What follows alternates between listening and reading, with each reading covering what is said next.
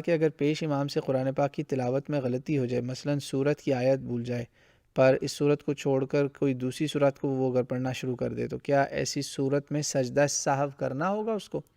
نہیں جی، کوئی سجدہ سہو کی ضرورت نہیں۔ قرآن پاک میں غلطی ہو جائے، فرض کریں آپ نے ایک ہی آیت پڑھی اور آپ کو آگے بالکل ہی واش ہو گیا، فوراً رکوع میں بھی جا سکتا ہے امام، کوئی مسئلہ نہیں۔ فاتحہ پڑھی ہونی لازمی ہے امام کے اوپر، اگر اس نے نہ پڑھی، دیکھیں پیچھے والوں میں تو چلو اختلاف ہے نا، امام جو ہے وہ فاتحہ کے بغیر رکعت سے وہ نہیں کر سکتا کہ جی قل هو اللہ احد ہی پڑھی اور بعد میں سجدہ سہو کر لیا، نہیں نہیں نہیں نہیں، یہ رکن ہے نماز کا، لا صلاۃ لمن لم یقرأ بفاتحۃ الکتاب۔ یہ امام جو ہے نا اس پہ لازم ہے کہ یہ سب کا ریپریزنٹیو ہے، ہی مسٹ ڈو دیٹ رکعہ، اگر اس نے فاتحہ ہی نہیں پڑھی۔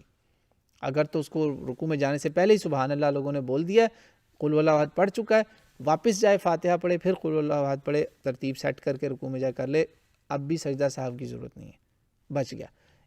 قرأت بھول گیا، ایک آیت بھی پڑھی فاتحہ کے بعد، ٹھیک ہے، بھول رہا تھا درست کر لی، ٹھیک ہے، ان سب کیسز میں سجدہ سہو نہیں ہوگا۔ سجدہ سہو کب ہوگا؟ جیسے فاتحہ ہی وہ چھوڑ گیا، رکوع میں چلا گیا، اب وہ رکعت دہرائے اور سجدہ سہو بھی کرے، کیونکہ اس نے رکن چھوڑ دیا۔